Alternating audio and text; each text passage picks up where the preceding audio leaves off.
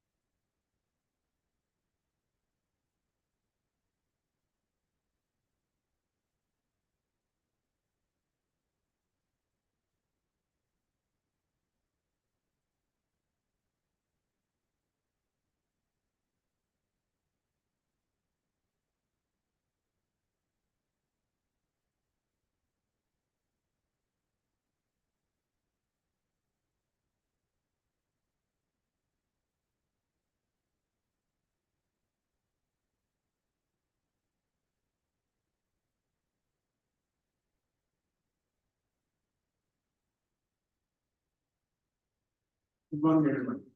I am Brigadier J. Kamil Sarwar. I work in income tax department as a division officer in the state, left income tax in joint economics, and served in Indian Army for 32 years. After that, I was the CEO of a real estate company. I have my own company, real estate marketing company. I am an independent director in board of directors of the public business company. I am a member of Hyderabad Indian. I advise three startups. Recently, I was nominated as the number of selecting the best startups in the world. We know we want to start up and good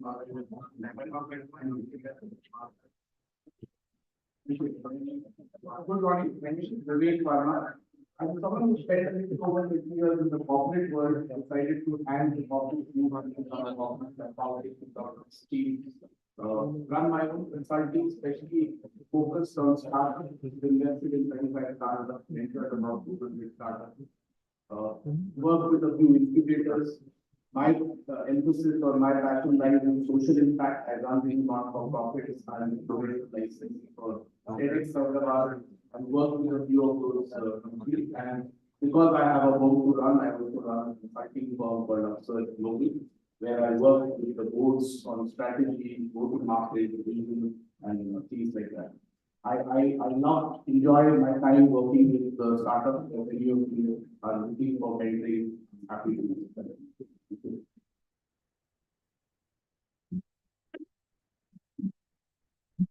Good morning, everyone. My name is Bharti Krishnan. I run a boutique investment banking firm called Finance Chain. I studied finance and then I used to have a proper job with everything. And then I moved to Hyderabad about 10 years back, and I thought people needed to be educated on how to literate and how to get more loans. So I had a lot of problems. Over the years, I have been many entrepreneurs involved, and this is our climate boutique advisory firm that helps climate companies in raising capital. So climate, as you know, we are all seeing that a lot of years I thought I came here 10 years back, we didn't need AC. And now we need AC starting now, right? So there are a lot of consequences of climate change. I am passionate about it, and I want to help entrepreneurs who are solving it. I want to help them get challenged. Yeah, we have this I came back to my job at the bar. Decided to work in India, which I missed on the life. So we walked to the villages, right, identify individuals and the people out there. And to university, we have to move to other people, some of the required. So, last 18 years, Bangladesh is not we call them entrepreneurs, we call them social entrepreneurs, we call them startups. But what we do is identify innovation, disseminate it horizontally as possible, and it's a process we connect them to the farmers. Thank you. Right, so thank you for introducing yourself in your own work, and that gives us a clarity on exactly what you're focusing on. So the topic of this today's discussion is fostering sustainable growth and encouraging policy advocacy and social entrepreneurship. Right now, I think one social entrepreneurship in itself is not defined that there are various interpretations out of it, and then policy advocacy, this is another way to challenge. So I think I'll start off with the topic in itself. And I would like to start with you, Brigadier Rao. So you have worked, as I got to know from my personal interaction also with you, work with planning commission as well, and you've been in government space as well, deciding policies and looking at, what should be done. What do you think are your suggestions on what kind of policies need to be implemented to make sure that social entrepreneurship is encouraged? Right now, apart from the NGOs or not-for-profits and charitable, and you have a certain kind of idea in your mind that it's too social enterprise, right? It's not exactly money making. However, if you put in so personally, if you put in profit into it, it will start making more sense, right? So what do you think are your suggestions for what kind of policies are right now needed in the social entrepreneurship space? I was the deputy chairman by commission itself involved in various policies that was made on for a determined social entrepreneur, no policy. Like Muhammad Yunus, he started with $27 Grameen Bank. Today it is 21,000 crores. And they have 8.3 million account holders in this. 95% are women. Similarly, earlier speaker also spoke about the in the no policy, no framework, in those environment, they started their enterprises. However, for an average social entrepreneur, there is a requirement of good policy by the state government and central government. What are these? There are 5.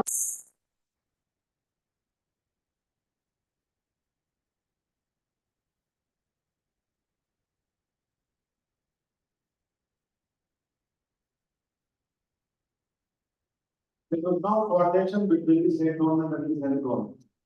Therefore, it is not implemented. The coordination is very important for this policy. The policy itself should encompass this coordination between the state government and the central government. Second is, as she said rightly, there is no definition legally given for the social enterprise. Not in Company Act 2013. There is a requirement to give definition for the social enterprise, and not only in India, in entire globe, there is no proper definition for that. The policy has to be issued at the central government level for this purpose. Third point is enabling framework to be formed for the social enterprise. What are the enabling frameworks? One is the fiscal framework, regulatory framework. This regulatory framework should not hamper the working of the social entrepreneurs. Like to comply with so many rules of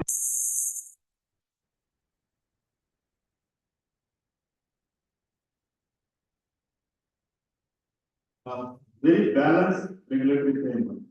And the third one is enabling framework. What enabling framework? The government should support these social entrepreneurs, like for the procurement of the government should be through these social enterprises. Prices should be encouraged for the procurement of the government material, government equipment.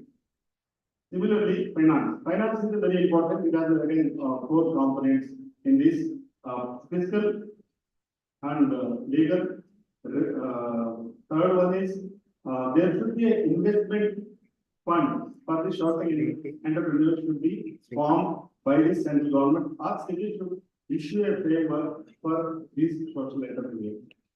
This alternate option is there too, number two, but the proper investment fund for the social entrepreneurs should be formed. Last one is business and skill development and provide this facility for the social entrepreneurs so that the whoever is there employing, the government should be able to provide the support. The government as a Startupedia and even the loan, other things also they are providing, but lot to be done in this year. Thank you. So I think rightly mentioned, sir, for example, things related to a specific fund, so that you have different criteria for dispersing those funds as well. Sometimes, banks, for example, have a very, yes, which is good also, I feel, because that has saved our economy as well. If banks fall, then we've seen the kind of repercussions in the budget. So in a way, it's good, if you can allocate a certain type of fund separately and have different criteria for dispersing those funds, and not only look at the your financial sheet and how good your turnover and different criteria. So that would be good. So all your inputs are very very valid. Now I would like to take it to Brigadier Ganesan here because he's talking about policy level ideas, right? You're working on grassroots level and you're working with different types of entrepreneurs who are working for sustainable growth, social entrepreneurship. Now, based on these inputs and based on what your experience has been, how do you think kind of what kind of efforts are required on grassroots level? So one is of course to make these policies, right, and define a direction. What should actually happen on a grassroots level as well? If you have some suggestions regarding that, so that we can actually bridge the gap between policy and your social entrepreneurship and building sustainability in it, and what are your views? Okay, big question. Actually, I like the way your last started.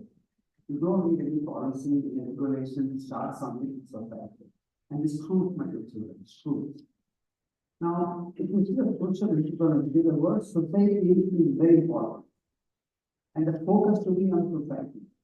But we forget that we all concentrate on the modalities of starting days and the burns and the profits and whatnot, other things we do. In many of the discussions, the focus is not on the society's needs. Why Norman Jones has succeeded because he addressed the problems first. The unmet need. Women in 70s and 80s had no financial benefits or rights or the land accounts are not opened up. So I thought the Shahir or the Vajra he is the one who started this, and Yunus took it to this country, and he addressed the need of the people, and that need was so enormous. They all pervasive in the country, and people took it.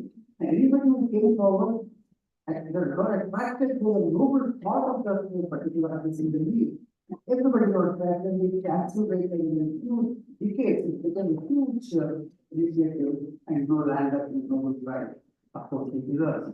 So, what we have, if we really want to help society, that's what we are going to be understanding.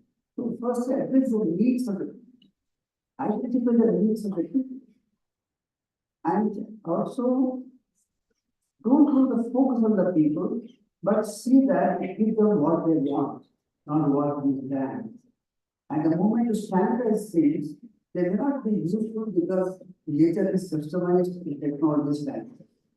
So the gap between the what they want and what you give will reduce your market, reduce your salary, reduce engagement levels.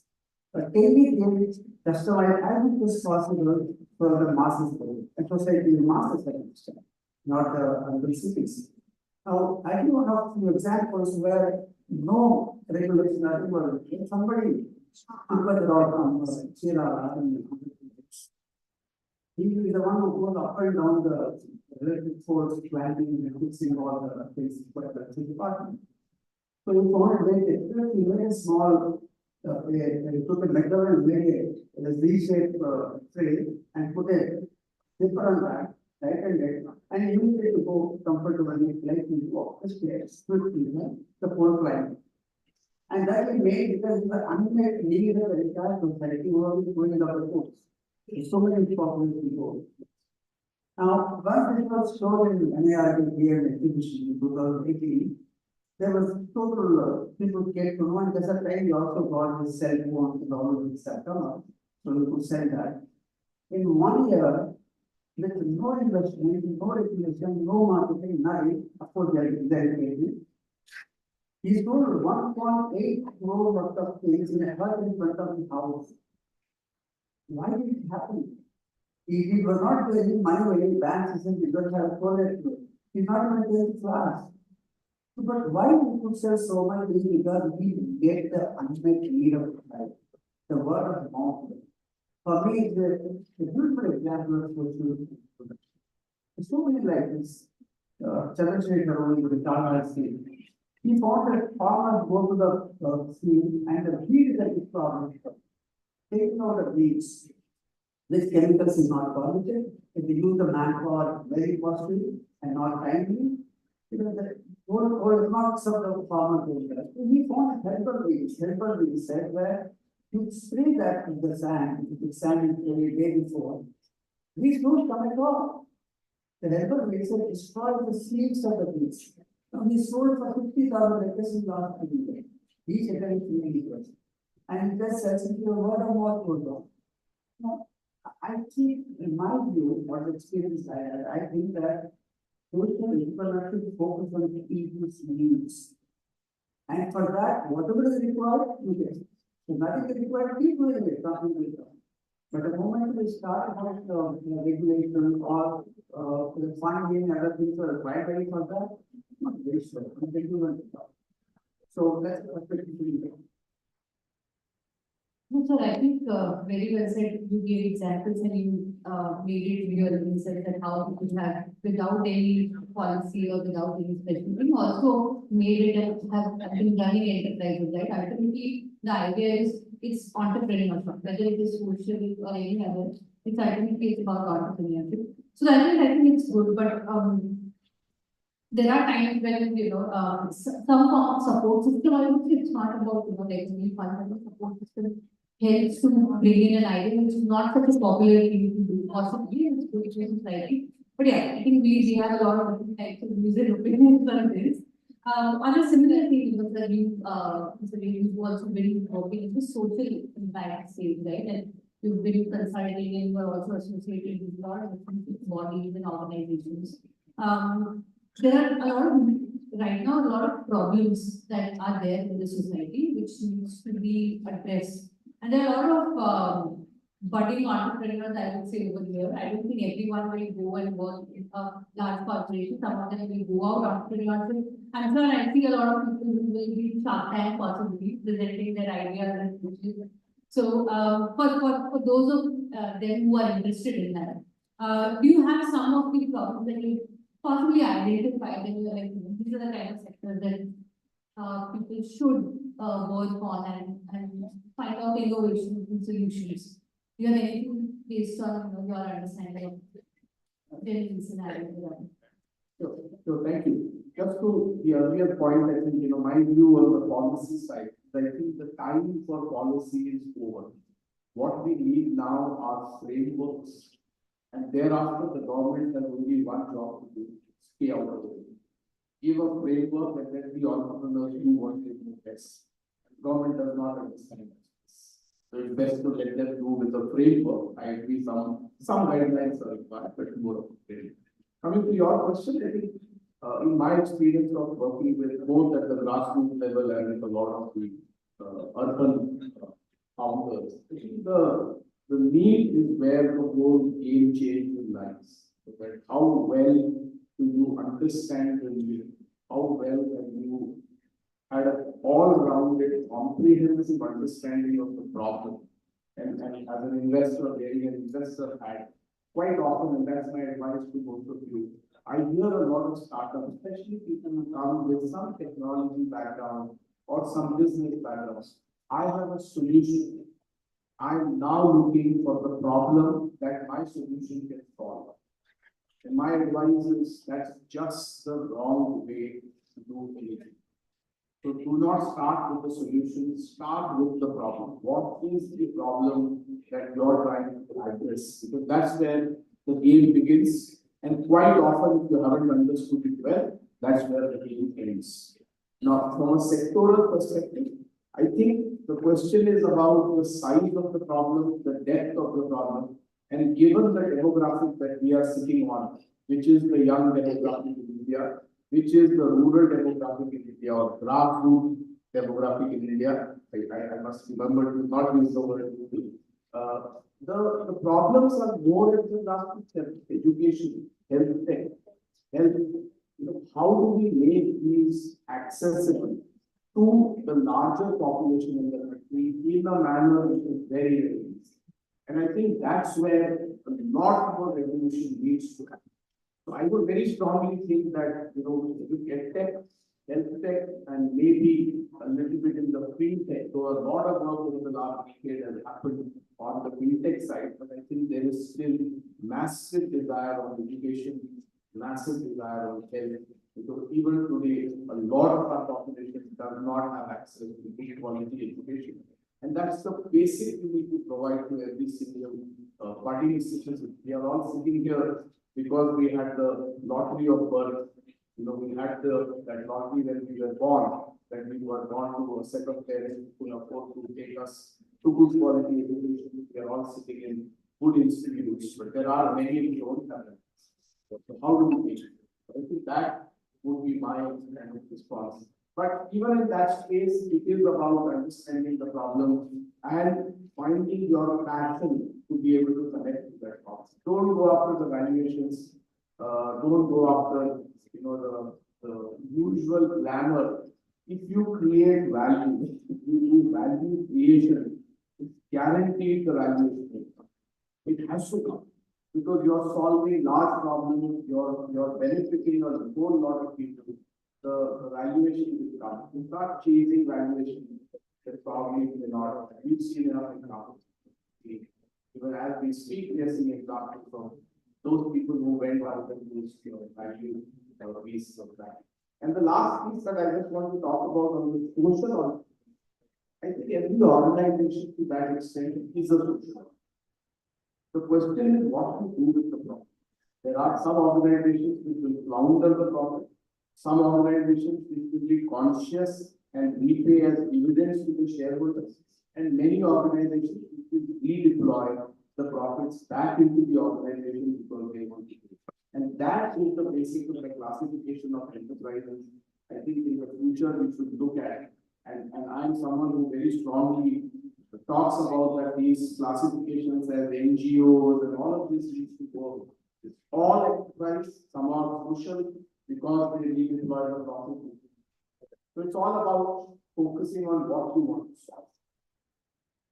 I think I can say in all of you mentioned that in terms of maybe we need some guidelines, but we don't need to put it in a bucket where it's looked at very differently. Because then I think the how a consumer or how a person who requires that solution as well, they also look at it differently and they're not like putting it in the same bracket. They're providing me a solution to my problem, and that's about it, right? In a way. Martin, you come from a place where you maybe help people with when you want to start an entrepreneur, your entrepreneurial venture, and especially if it is in a climate is also in a way socially entrepreneurship because it also impacts people differently, whether it is gender or whether it is how you are placed in your economic status, it impacts you differently. So how are you helping entrepreneurs in their initial start, or how much do you think, even how much do you think, like funding or investment initially, how much support system do you think is actually helpful for the growth of a venture like this as well? That's a very interesting question. So, I think so policies are all there, right? Everyone's there. Policies for enabling funding to entrepreneurs are there. The system has grown. The ecosystem has only become better. But funding alone does not. So when you are starting something, and if you figured out that there is a need for for that solution to exist, then funding and other things come. I meet many companies. In fact, a lot of people who are doing energy efficiency, many of the climate sectors are completely underfunded. The reason is not that there is no funding. The reason is that they are not solving a problem which is very big or which is very painful to people. Okay, but the only thing with climate or the hard problems is that sometimes they are very manufacturing oriented and there is a long time to do the prototyping. And that is, you do not know if you are really solving it because you haven't yet done it. You know it's a very small thing, but that's not really how you really know if you're solving the problem. So for those problems, the solution is the funding has to exist. Even when the entrepreneur does not know. For example, today we talk about there is too much carbon emission and there are people who are trying to suck carbon out of atmosphere or whatever. There are various experiments. People have to have freedom to do experiments, and those experiments will cost money. And so therefore there are grants. And if you don't go to investors for those kind of funding, if you don't know, there is like 99% chance that they fail. Right? So for that, policies have to exist, grants have to exist, and they do exist. So what we do as a company that helps regarding startups get money, to make them aware of these grants. There are a lot of institutions that are interested in helping such entrepreneurs. So I think what we can do or what we do is making people aware, and then that grant can really support in a phase that prototype, or we can do a larger scale demonstration. Thereon it can become a little bit attractive to financial investors. There is no guarantee, but yes, there is hope.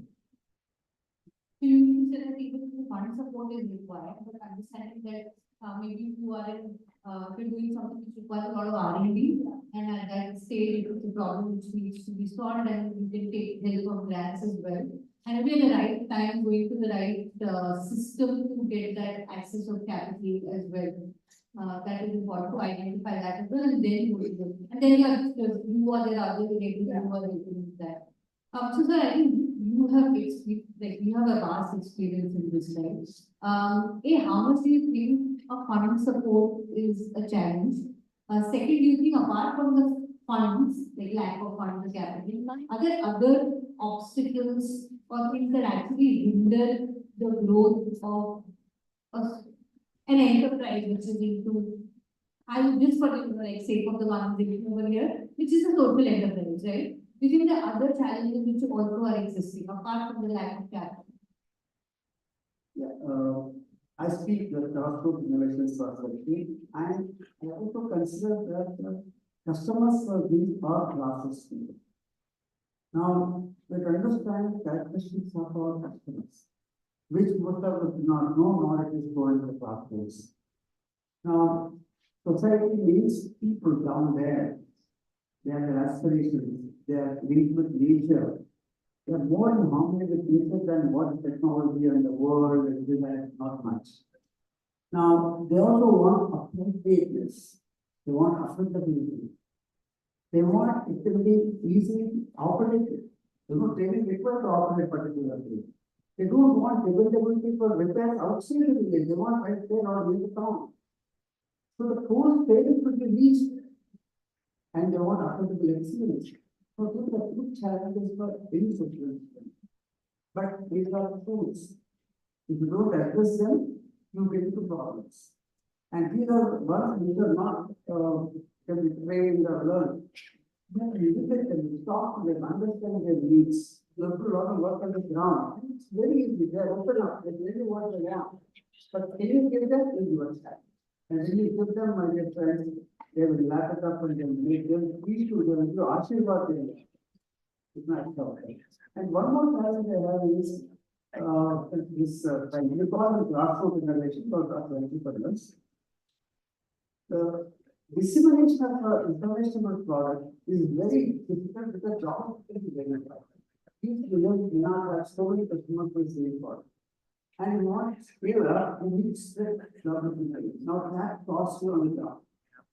And then it has to be in the way they understand, not the way you want to be. Now again, this region wise, remote area, urban area, all need to be. So the customization required for the sector of your customers is again challenging because universal market is not very good.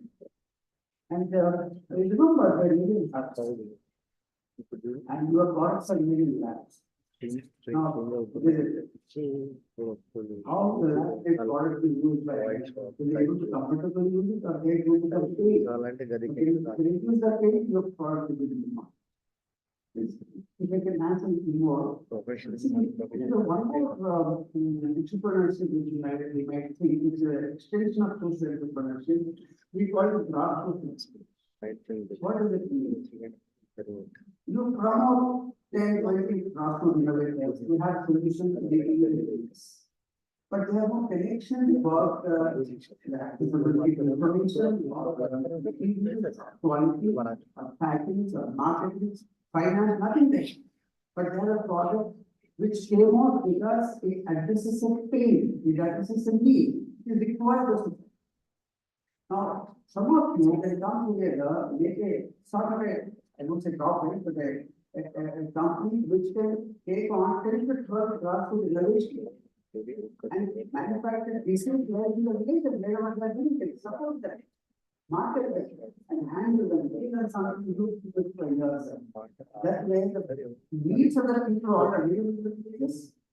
And that has to be given hardware to the disseminated manufacturing the villages. Think about it's the extension of entrepreneurship. I think lots of unmet needs are met, and you will be a wonderful. Yes.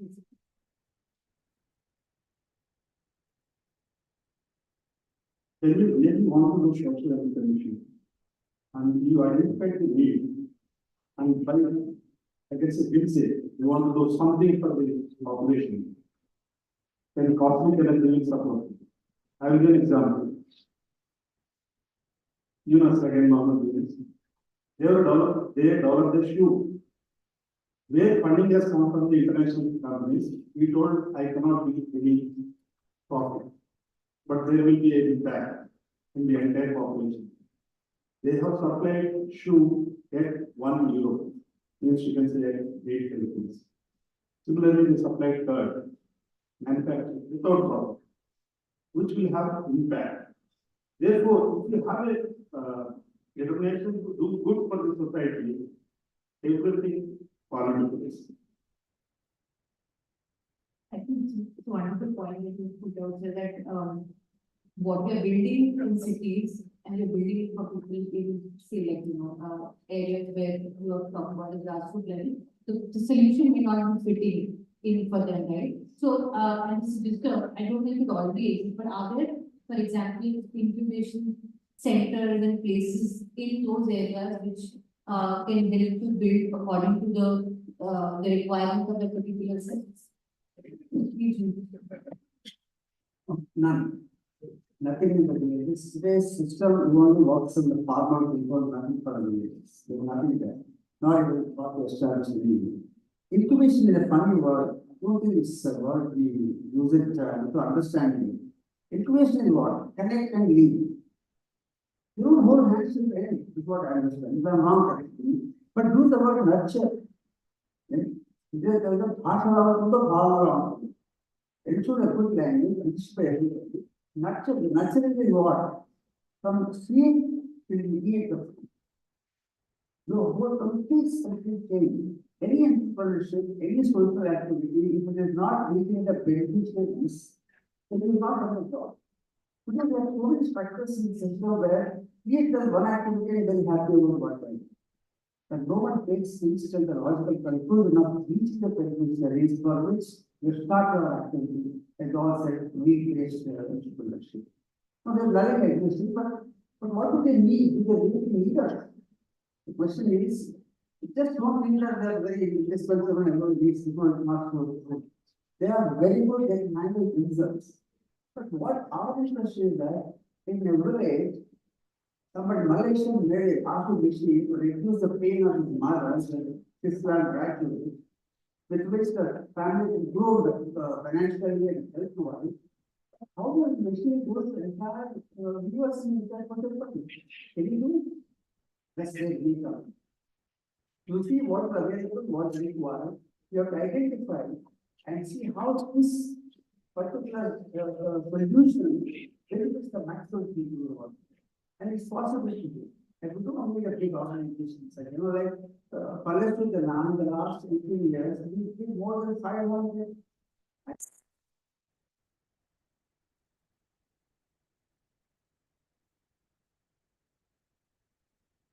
But it's so to really the lives of people. We don't go to bank, we don't go to government, we don't go to media, we go anywhere.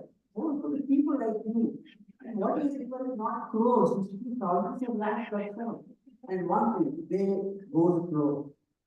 You don't need what is highest speed, you need what is significant help. The pace is decided by nature.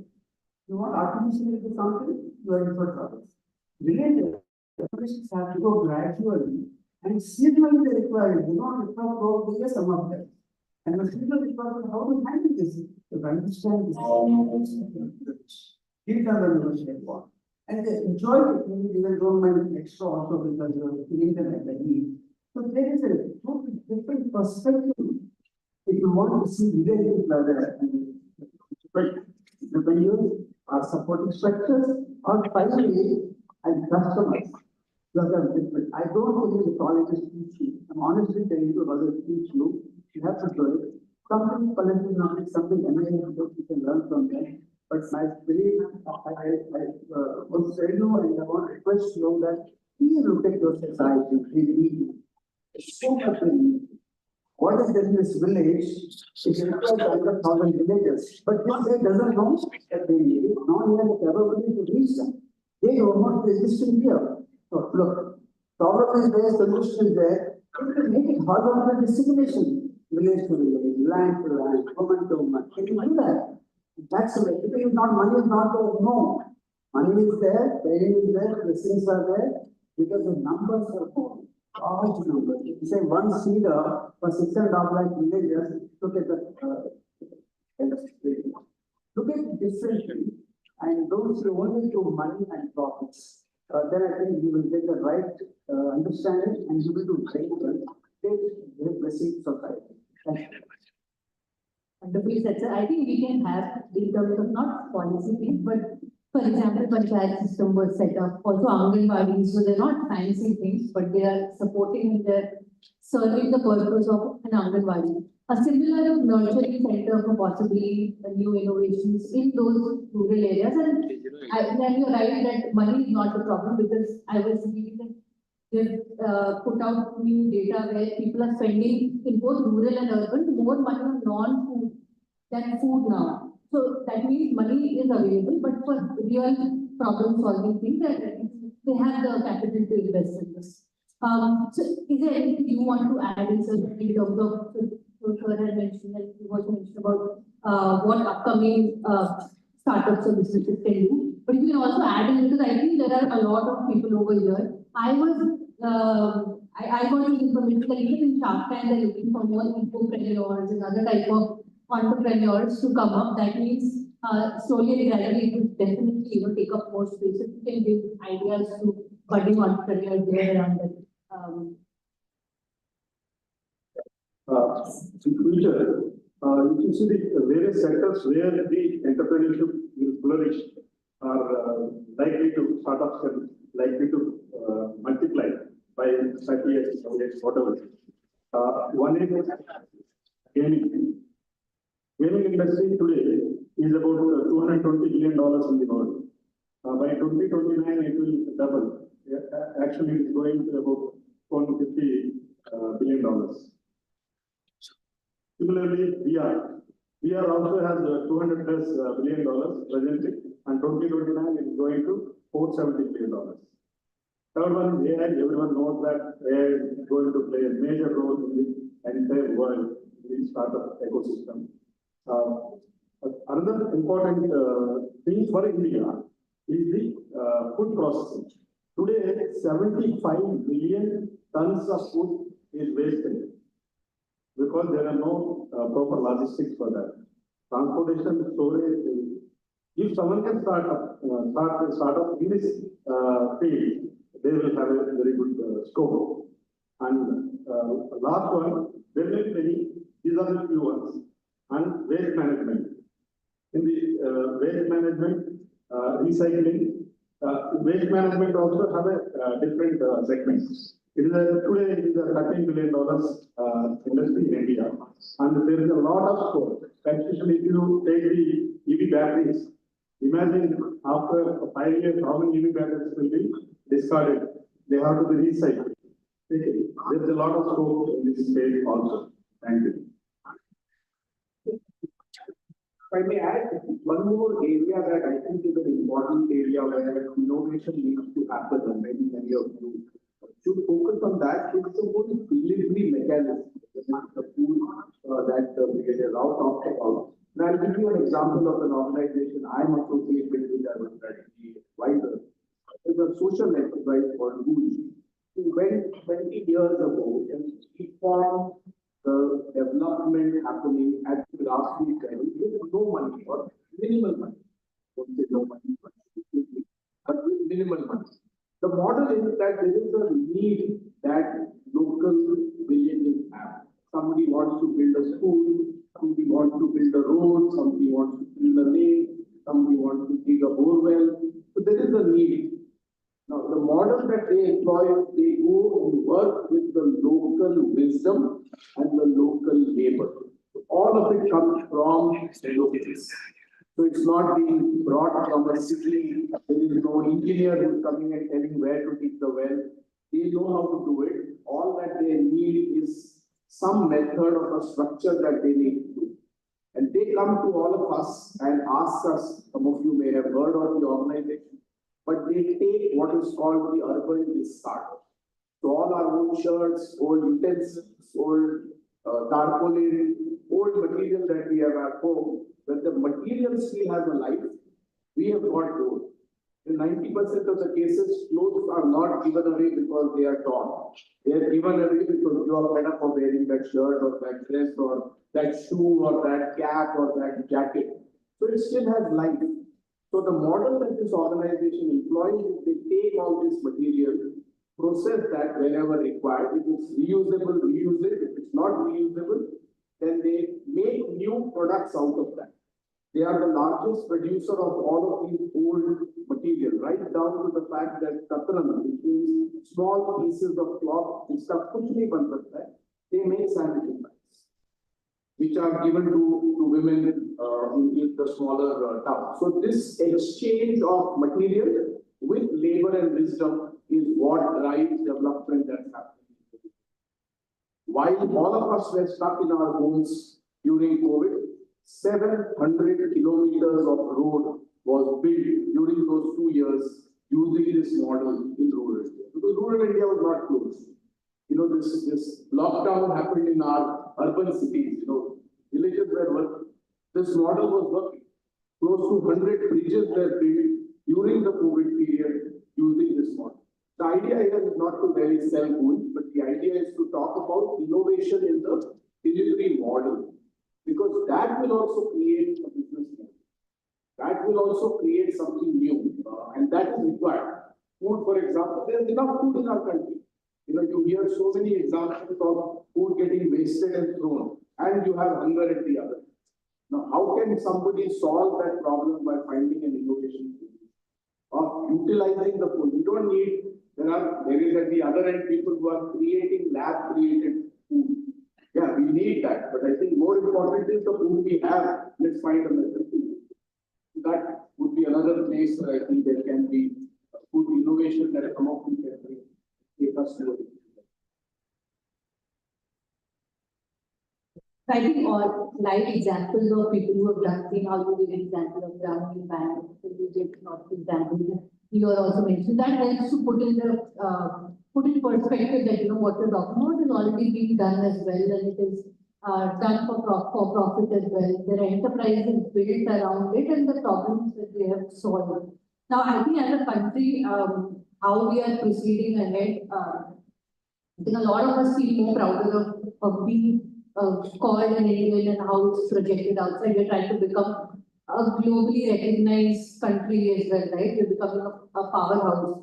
And I'm taking it on a global level because I have a question for you, Bharti. Because, see, we want to become a manufacturing hub as well, right? Like Make in India in different aspects. So need not be like big factories as well. So we are trying to do that. And because I come from a space where we do have interactions with people who are importing from outside India, how you can work on making this country a net zero country. There are targets set, etc. of net zero.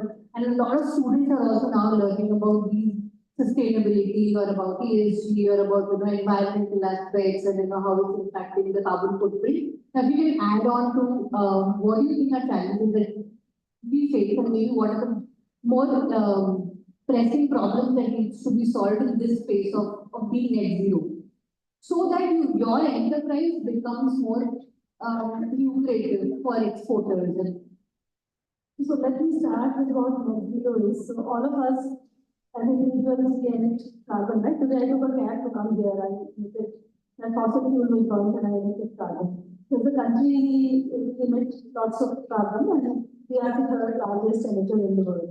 And now there is international pressure to become net zero and also not just pressure for preserving our planet and to have a livable country, we need to get to net zero. Net zero means we reduce our emissions and also we save it and we deploy things so that we can curtail the emissions and eventually our net emissions will be zero. So when we say net zero, that throws a lot of opportunities for people. Like key contributors of emissions are energy, transport, buildings. This building is now consuming so much energy, right? So all this, so as we go forward, there will be opportunities for entrepreneurs who have solutions that will reduce energy. Now, how do we get okay? So current policy, if we see current policy, there are policies for helping us get this, but those are confined to a few sectors. For solar we have, for EV we have, but there are bigger problems. We don't have water. Like this summer, we are not going to have water. We don't have policies for for recycling, positive policies for recycling water. Similarly, our forests are going slowly, right? We have less and less of leaf cover. So we don't have policies to support that. So I think while the country is focused on policies related to emission reduction, we have very little policy on how do we deal with all this. Climate consequences of climate change are going to be disastrous for all of us. We need policies so that we can live with that. We have flood-proof housing.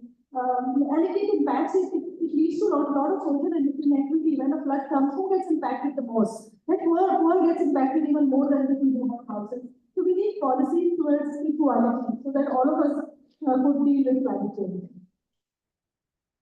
Yeah, thank you for your inputs. I think I would like to ask you, this would be my last question. You also work in the social impact sector, right? And so, my question is about net zero as well, because I think now you need more people to guide and you're part of various networks. What do you think are problems that students here could solve for net zero? So I think the first, which may sound like an alarm bell, is on the climate side. The movement started many years ago that we want to control the climate change to 1.5 degree temperature rise. And the bad news is we crossed that hurdle. We've already crossed the 1.5 degree temperature rise late last year. So now the new move is that let it not cross 2 degrees, because 1.5 degrees we already knew the disaster the world will face and we are going to see them in the future. Right? All I'm trying to say is the danger is now that much real. It's no longer share aaya, share aa gaya.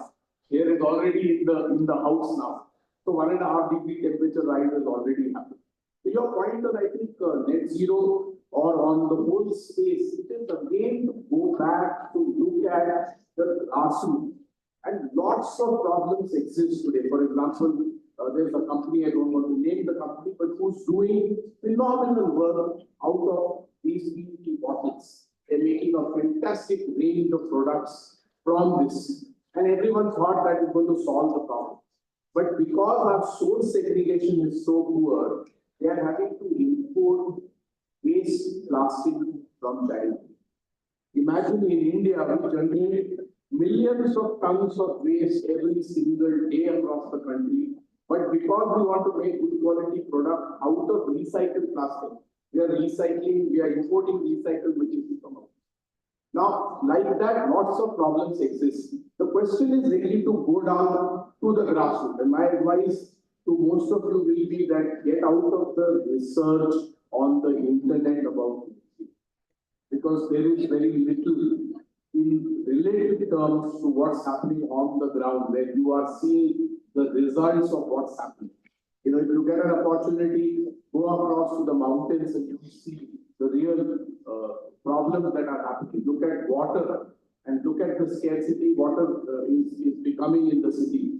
A lot of these problems are now real. I think we have to go back to that need that I talked about at the beginning. And that's where the difference is going to happen. These problems are now very, very real. Whether it's about vegetation, whether it's about water, whether it's about, you know, all of this recycling material that we are putting into the world. So material science is another phenomenal area. Some of you may be already aware of that, but there are institutes, there are places where they're looking at alternate materials.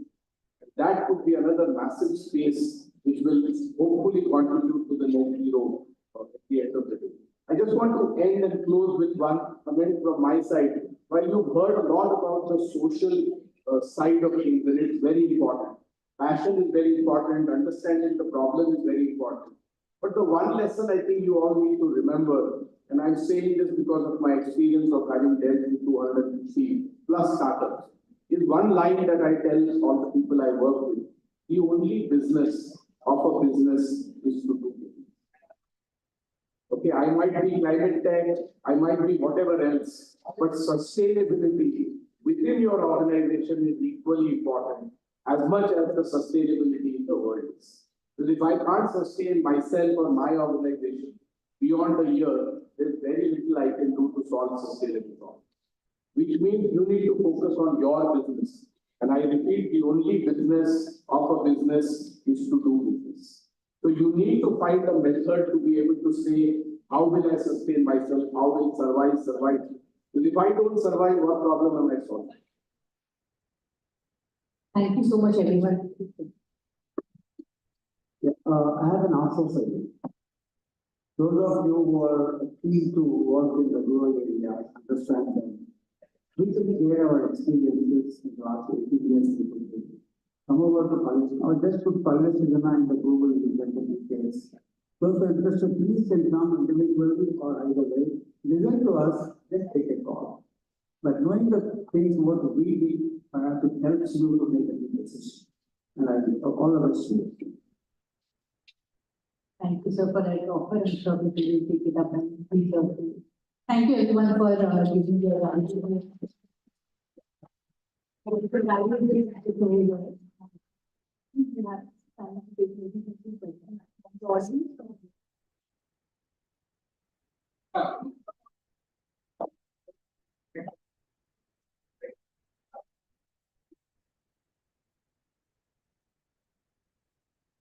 Yes, some of you have questions?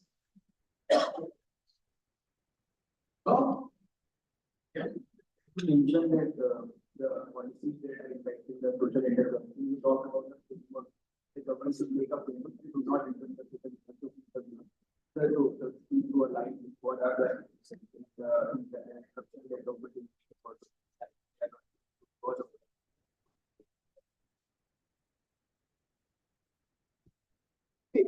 Going back to the discussion we had earlier, that the important piece is to understand what's going on at the grassroots level. Now, if someone is going to be making a policy, and I can give you an example of Telangana, where I was involved in the framework from social innovation perspective. I was part of the team which framed the social innovation framework for Telangana as a state. Now, the framework, what it should do and what it should not do is what I can talk about. What it should do is to provide sectors where help is required. What it should provide is what kind of funding approaches can be taken. Because like Lydia said earlier, or the other people in the panel said that initially you need some money to build prototypes. So you need that connect, you need that fund. Also, you need to connect with institutions. Because a lot of this Only one frame, no so change. framework should address that how is can be kind of research helping to solve the problem. Otherwise, we as a nation are producing PhDs like nobody's business. But half of them are not really solving any problem on the ground. Half of them are. I'm not trying to discard all people. But there are enough which is very academic information. So how do we bring, and that is important too, but how do we bring enough people who are doing this? So framework should address areas and things like that. What it should not get into is that this is what startups should do, this geography is where they should focus on, or this problem, only focus on water, we give higher weightage to water, things like that, because each place will have very different requirements. And the other part, I think, again, briefly touched upon earlier, is how can government support them, not just by giving grants, but also by becoming a customer or by becoming an enabler. And again, I think, at least in our state, one of the things that was done is the startup does not require a 3-year timeline, which otherwise an enterprise requires to deal with the problem. Now, that kind of things can go into the framework. That's what I meant by it should be a framework and it should not be a policy which is like an income tax policy or some other policy, which goes down to the lowest level of meeting. We have seen the government should act like a customer to the businesses also. So, sir, like in UP and the government is architect one, basic one, product one. That is like you are talking about being a customer.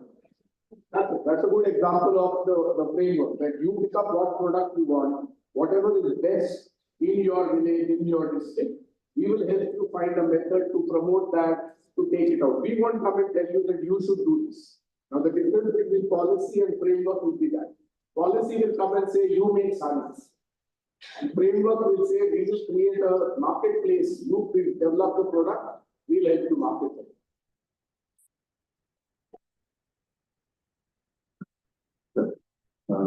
Actually, you put forward a very good way.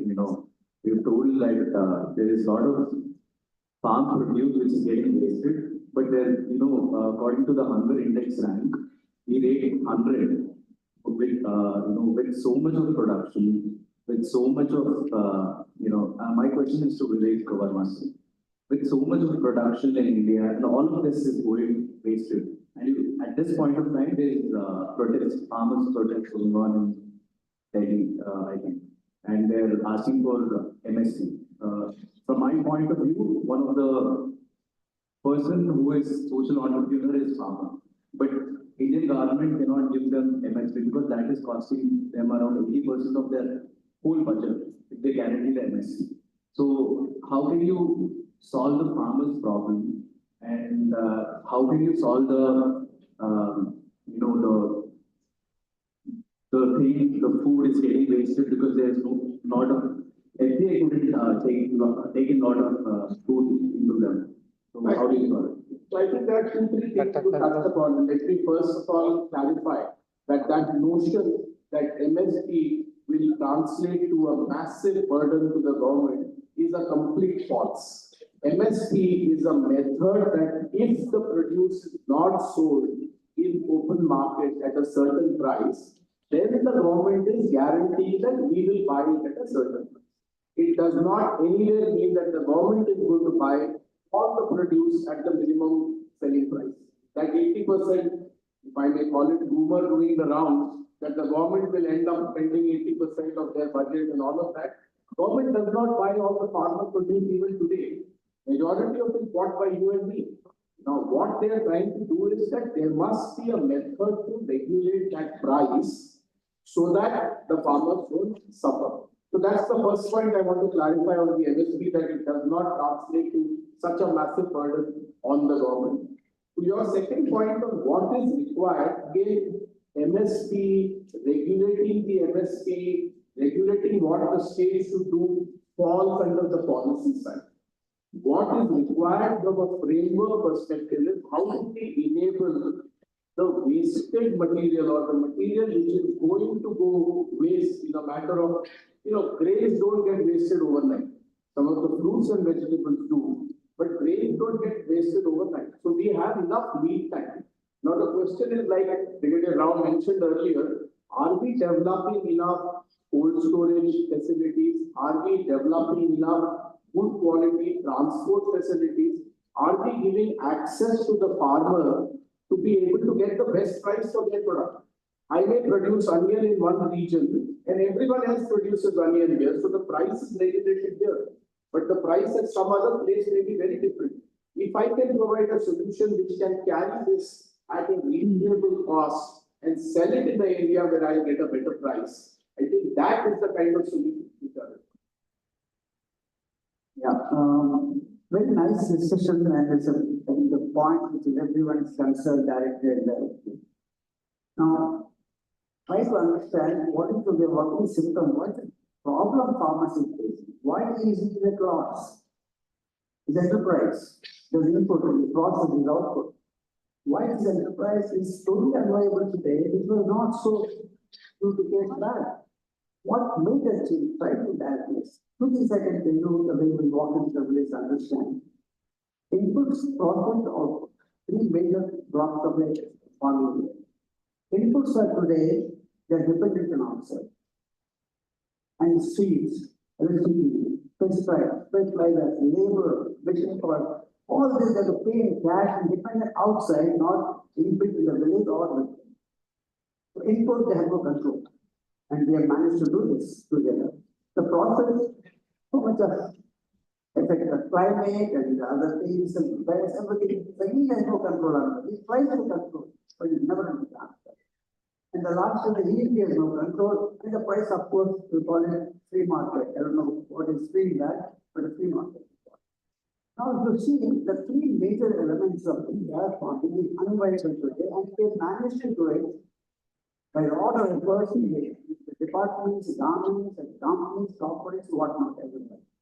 It was not so in my childhood. It was actually farmers were the richest people in the India. They made a lot of money and the status was there. But try to understand this. Reduce the input cost. Corporates should not do input. They must go the input in the clusters in the village. They reduce the input cost, process they may not have, output we may not have, but input cost today per paddy acre is 25,000 average rupees per acre. And the man with 1.5 acres, how will he put it to money? You make it to 5,000, make it 10,000, no problem, no problem. No MSC. But you are addressing the actual diagnosis, cause, you are addressing the symptoms and making political issue. And you go and listen to the villagers, they say, but today one of the present generation do not know how to make inputs.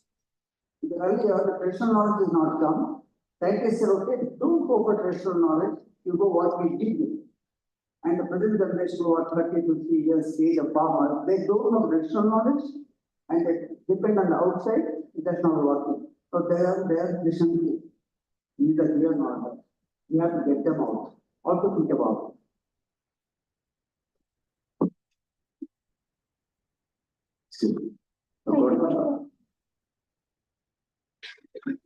Got another question to Brigadier Rao, sir.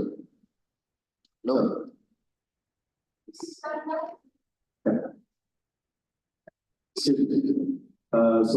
really gone through your video about 2040 to Hyderabad focus, but what the affordable housing, the Honorable Chief Minister had come, he come up with the satellite townships and all. I think Bharati Krishnan ma'am can also touch on about why the real estate, we focus about cement, we can focus about real estate input material and how how can they actually reduce and create an affordable housing through satellite townships?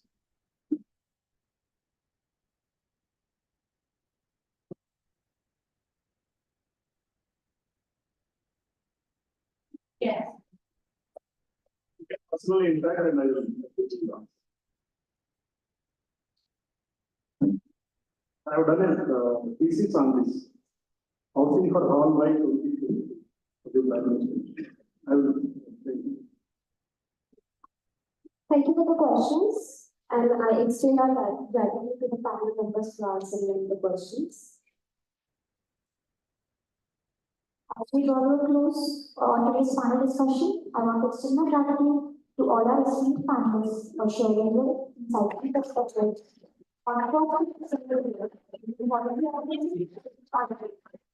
We can hear from a new perspective on the table, and which is our understanding on the subject matter. Please join me in laying a warm round of applause to our seniors. Our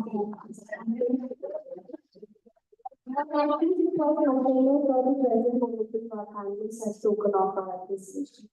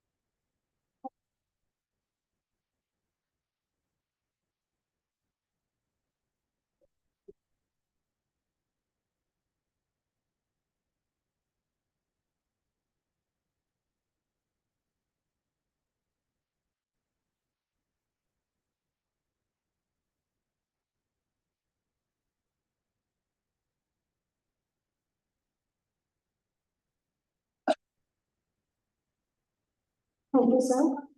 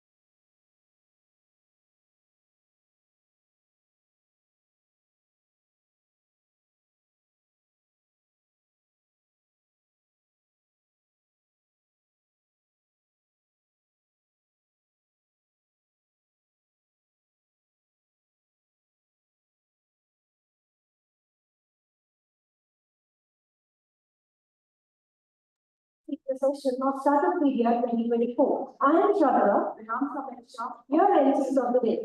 We are gathered here to share insights and open discussion on geopolitics and innovation, facts, opportunities, and challenges. We are here to discuss the intersection of geopolitical dynamics and technological innovations and its effects on various aspects of society, economy, and politics. This topic explores how advancements in technology influence geopolitical power dynamics, create new opportunities, and pose challenges for nations, organizations, and individuals. Now, let me take the privilege of welcoming Mr. Miraj Pandey. Mr. Miraj, exceptional speaker in geopolitics, has a rich profile, is an activist and driven entrepreneur. With a penchant for big exponential, he is the founder of the acting school, the first school in Pakistan, acquired by iCollege Limited. He has left an indelible mark with the mission like hope. I would now request Mr. Pandey to accept the bouquet as a token of gratitude.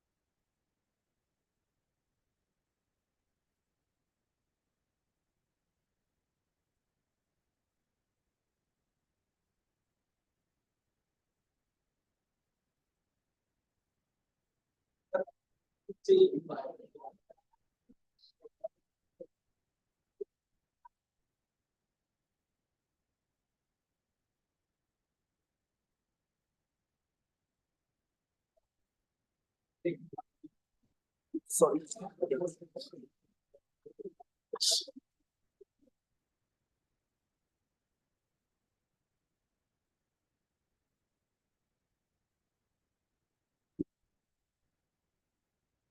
Hello, everybody. Are you guys with me? Yes, sir. Have you guys had lunch?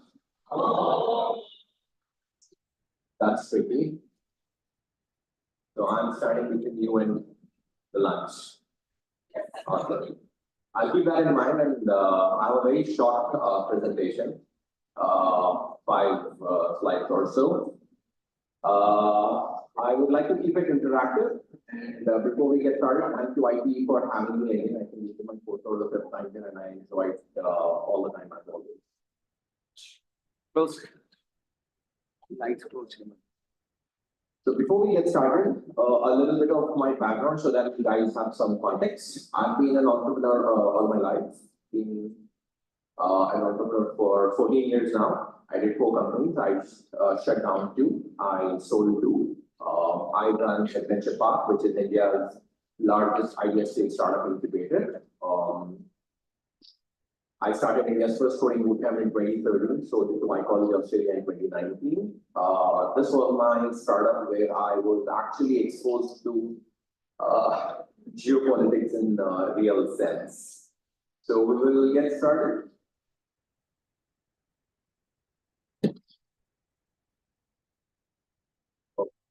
All the slides are stuff.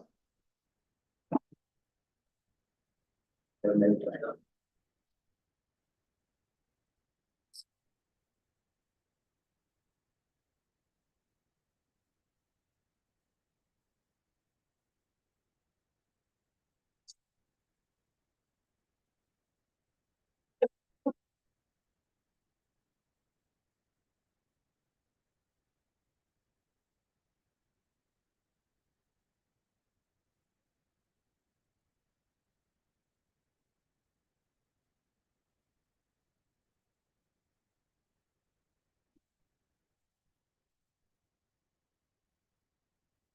What you know?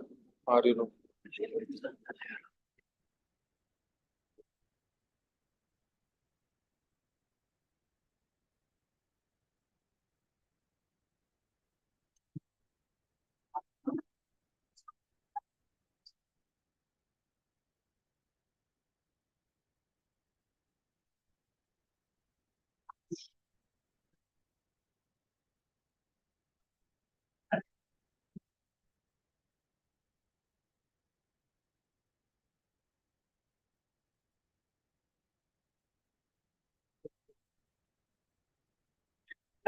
Okay,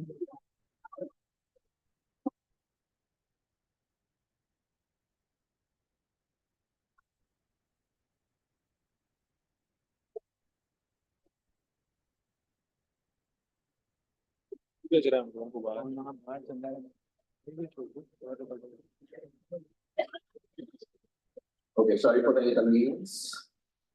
Right, we will be back up. Got it. The first one. How many of you recognize this? What was this? That's a ship. Good start. Yes. What ship was it? Cargo. Right? Okay, and why are we talking about it? What do we know this for? US Canal. Right? US Canal. For trading? No. It got stuck, yes. Where was it stuck? US Canal. Suez Canal, correct. Right. And do we have any idea? How many of us remember what we studied in sixth class social sciences? What does Suez Canal connect?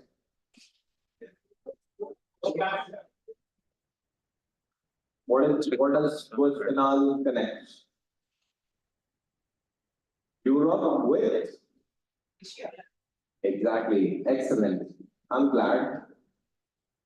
So I remember this accurately because this actually happened on my birthday in 2021. Everybody was talking about it and not me. So I was slightly jealous of Evergreen. But the name of the ship was not Evergreen. The name of the ship was Ever Given. And we all know about it because it got stuck in Suez Canal for, I think, more than a week or 8 or 9 days. And the loss that was incurred to the economy, right? The GDP economical impact by this one cargo ship getting stuck in Suez Canal was about $9 billion for approximately 8-9 days. Do you see the quantum of impact we're talking about? One ship getting stuck in a canal for whatever reasons costed about $9 billion. What does this tell us? Make smaller ships. No. This tells us, although we have a lot of boundaries, but when there is a problem, we are all in pursuit. Okay? No matter which country you are in, no matter which region of the world you are in, no matter how evenly or unevenly the resources of the world might be distributed based on which countries become rich or poor or whatever, you all need everybody. And this is exactly where being geopolitically correct becomes really, really important. Which is the largest silica producer in the world? Silicon producer in the world? I'm going to ask a lot of questions so that I keep you guys awake until you get your lunch. Sorry? Taiwan? Okay, let's make it slightly controversial. Is Taiwan part of China? Yes. Go ahead and tell them to any Taiwanese that in my face. It is governed by China in more than one way, but it's not part of China. Now, the moral of the story is, yes, it is. Now, if you look at it this way, but who produces the largest or the highest amount of microprocessors in the world? It's not, it's neither. When I say produce, I'm not talking about manufacturing, I'm talking about making, designing of chips. It's the US. Yes? Yes or no? Do you guys, have you guys heard of NVIDIA? Yes, sir. Graphic cards. What do we know NVIDIA for? Graphic cards. Graphic cards. You know NVIDIA for graphic cards? I know NVIDIA because it gave me 200x return on its stock price. Moral of the story is NVIDIA uses the same silicon to design the microprocessor, but this is based out of where? US.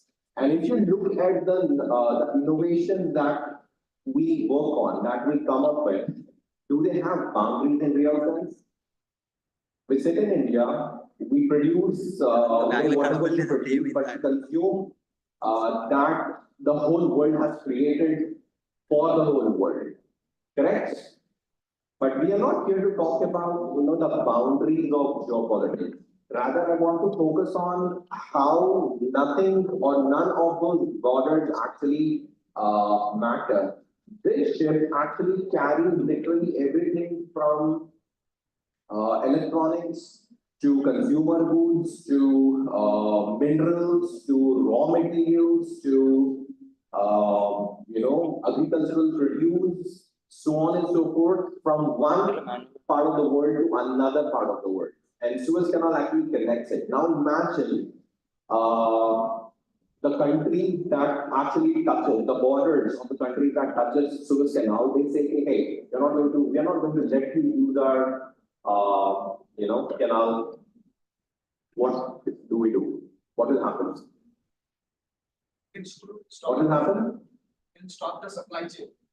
It will disrupt the supply chain, yes, but we will immediately see its impact even on places that are not connected to the place or the region. For example, when this was stuck, your random guy in Secunderabad, CPC, right? He started saying कि boss वहाँ पे ship अटक गया है तो हमारे processor के price बढ़ गए हैं तो you're not going to get it for what I told you yesterday. Like, boss, you're not even getting it from the other part of the world. It's literally this way, this side. You getting my point? The point here is, regardless of which part of the world you are, regardless of what you do, regardless of however you produce or manufacture or / consume whatever you do, we live in an extremely dependent world. We are dependent on everybody, and that's exactly the beauty of the whole place. Nobody is more important than nobody. Which brings us to the next point, the distribution of natural resources in the world. What do you think India is known for? The largest producer? Sorry?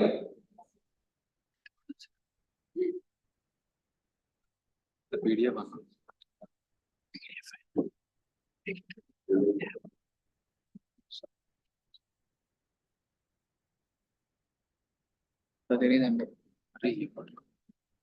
Slide change remote.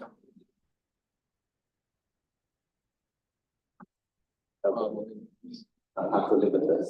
So the second blank slide that you see there, imagine a globe. The photo map there, where we see a lot of countries, all the countries, and the distribution of resources country-wise. Now, if you look at India, the largest, so what is India's GDP dependent on?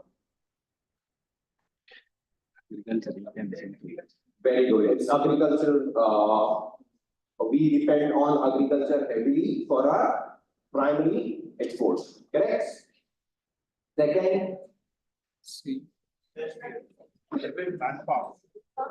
it's services and manufacturing actually, right? Almost equal.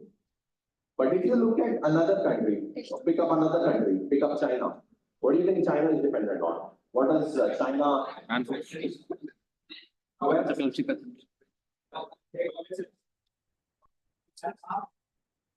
Services? It's not services.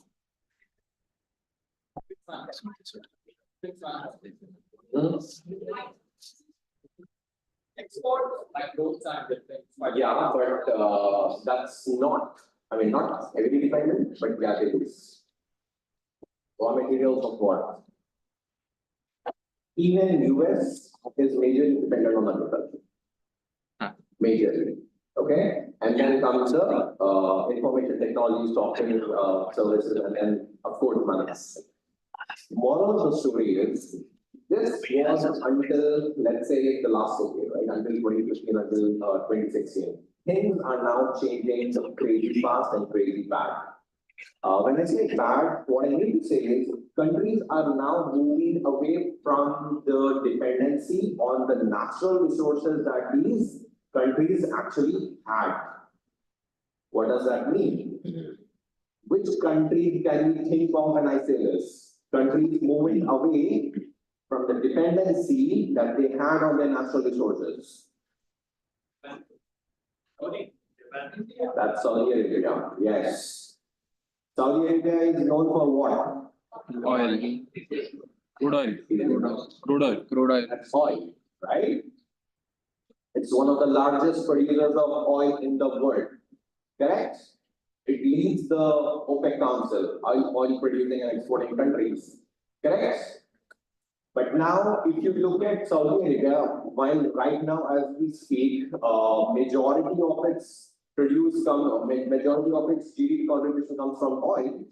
But what do you think it's investing on right now? That's UAE, not Saudi Arabia. But yeah, we're getting there. Building architecture. Neon, yes. Yes. Yes. Sorry. Infrastructure. Why? What? Infra. They have to build before they leave. So Saudi Arabia is investing $1 trillion to create this, one single line thing called Neon, where it is reimagining life. Correct? It wants to completely move away from its dependency on oil by, I think, 2070 or something like that, 2050 or 2070. I don't remember. But if you look at UAE, it has already started working on, it had already started working on it 20 years ago, and now majority of it, its dependency on oil is, significantly reduced, and majority of its revenue comes from tourism. But if you go to UAE, you will be surprised at, why exactly is Dubai or UAE attracting whatever it's attracting. You go there, you spend time, money, and I'm talking about Indians, right? Forget about Americans and Europeans where, you have the currency differences and, it's like the calculation is very different. In India, you have to spend 20 rupees to make it 1 dirham. Go and spend there, and it pinches. But that's not the case in US or Europe, right? It's 3x. They get $1 and they can spend it thrice more, and that's a purchasing power parity. And that's exactly what we are talking about. The dependency on natural resources is being continuously eliminated, where the borders of the countries are now completely demolished. Which brings us to the whole point. What exactly are we doing about it, and what next? If it's not oil, then what exactly is Saudi Arabia going to make its money from? If it's not oil, what is UAE going to make its money from? If it's not, let's say agriculture-dependent economy for India or US or Russia, then what are we talking about? South Africa, natural resources again, right? We're talking about oil, we're talking about gas, we're talking about diamonds, etc. What are we talking about? What is that another natural resource that these countries are now exploring and creating their bases on? Oh, I got lucky. Next one.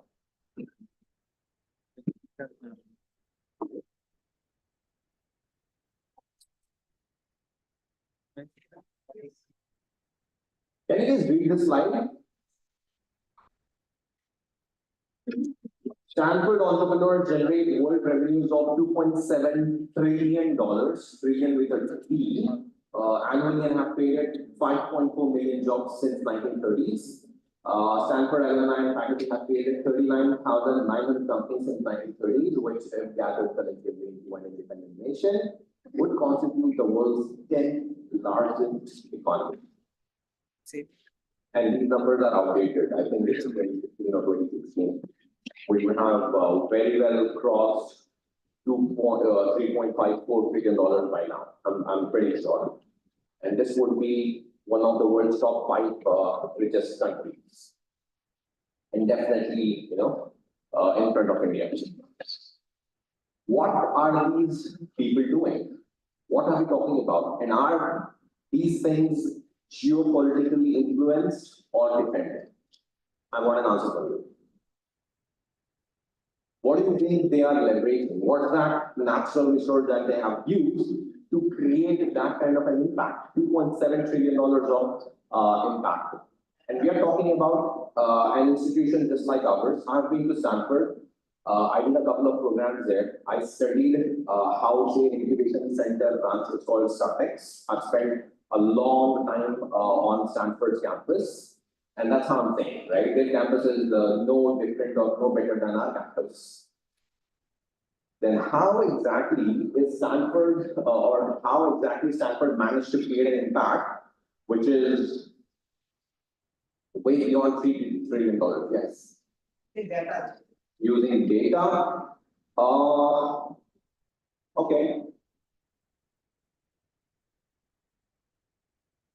We'll park that aside. Anything else? I don't think it's data.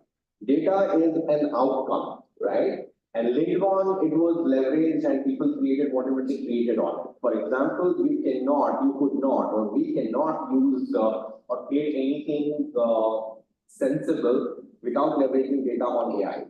Okay, AI needs lots and lots of data, right? And the kind of data that we generate, plus data has to be contextual. Otherwise, you will see a lot of hallucinations, you will see a lot of mistakes, even to the fundamentals of things. I'm not sure how many of you have tracked this, but Ola launched its India focused AI. Have you seen it? What is it called? Yes, great. And have you guys tried it? How many of you tried it? Why? How many of you tried ChatGPT? That's one of 20 minutes before. It's interpretable that nobody cared about giving it a try. Good, but you did not, because you would have been disappointed. Because Scootering is based on OpenAI's data models. They were just trained on Indian languages and contexts, and that's where it technically ended. So if you go and ask Scootering 9 plus 9, it's not going to tell you 18. It's going to give you a wrong answer, and that's very, very disappointing. Okay, which is where the whole data obsession, comes to an end. There is a lot of data, but hardly any of us actually knows, what to do with data. And if we were actually smart enough to track the whole progress of it, all of us would have invested in NVIDIA and enjoyed the gains. Moral of the story is, it took years, multiple decades, even for a company like NVIDIA or OpenAI to leverage the data that was generated, that was created, and they did not depend on people to give them data. They did not sit back and expected people to give them data.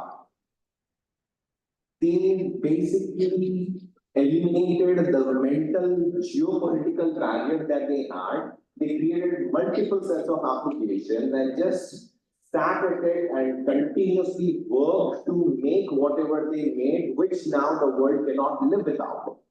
Or at least we cannot live without talking about it. Okay? Which is where the whole innovation aspect comes into picture. The innovation is what we have to understand is innovation is not dependent on countries, natural resources, or anybody.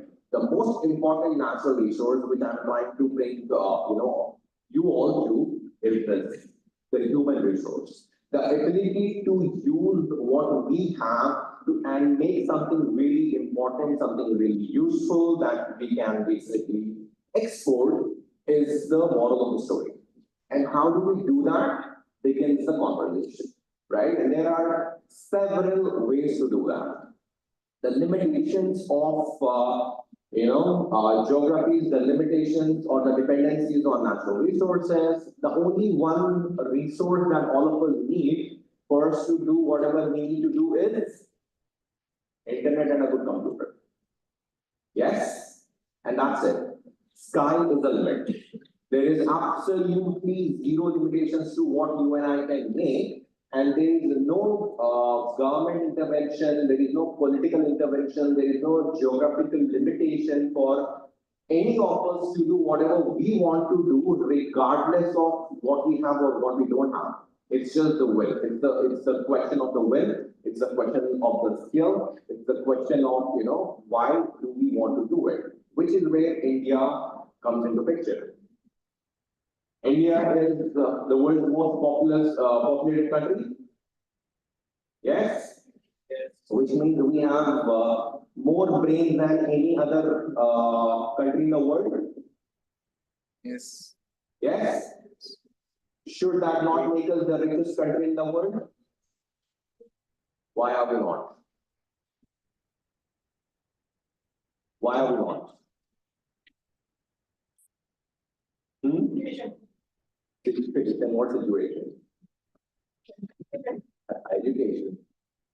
No.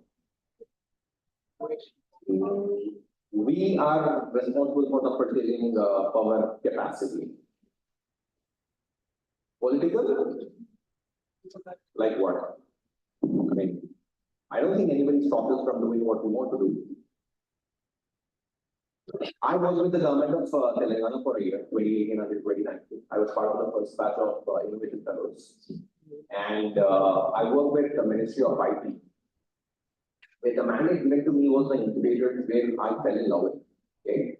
And surprisingly, the conversations happening inside those closed doors, like let's say the ministers, the bureaucrats, the policymakers, and all of them, they honestly want all of us to do a lot of things. Might not sound believable, but trust me, that's the conversation. They sit down and they think, how can we enable, how can we do things, how can we make things to support, to further, to encourage all of us. And like I said, after I have been part of those conversations, I was like, oh shit, now I can't even blame the government because I know the government is doing its job. But can the government work for me? Can the government work for you? Will the government come and do stuff that we are supposed to do? No, we are not. This is exactly what I want all of us to think. India is the most populous country in the world, most populated country in the world, which means we have the highest number of brains in the world. But the challenge here was the number of opportunities that we had is the primary question. All of us, we exported the natural resource that we had to other countries because they were giving us a better price. Look at it that way. Is it making sense now? The same job that you do in India versus the same job that you would do in any other country in the world, you get paid more. What would you want to do? What would you want to do? But the only challenge here is those doesn't come back as remittances and it doesn't contribute to the GDP of the country, which is where it's the end of the story for our country, right? Thanks to you and I. Which is where I want us to get back up and start thinking there is literally nothing in the world that is stopping us from shifting our mindset from being a consumer to a creator. If we all, and I'm saying, I realize I'm standing in a business college and talking about this, but there is actually nothing in this world that can stop us from becoming creators and not just sit as managers, right? Nobody's stopping us from creating. It's only the, will, the mindset and the skills that we are definitely on. So if you look at Stanford, one thing that it does absolutely right, and I've experienced it firsthand myself, is nobody comes in your way when you want to do something.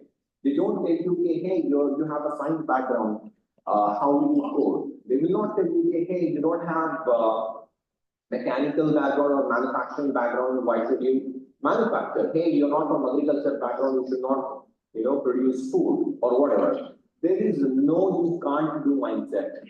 There is always what can we do mindset and how can I help you mindset. And this is exactly what I want all of you to bring into our campuses, our homes, our places of work, places of worship, places of existence everywhere. Without which, I don't think we are going to make it to the top on the charts of the richest countries in the world, unless and until we change our mindset from the consumer to the creator. And like I said, there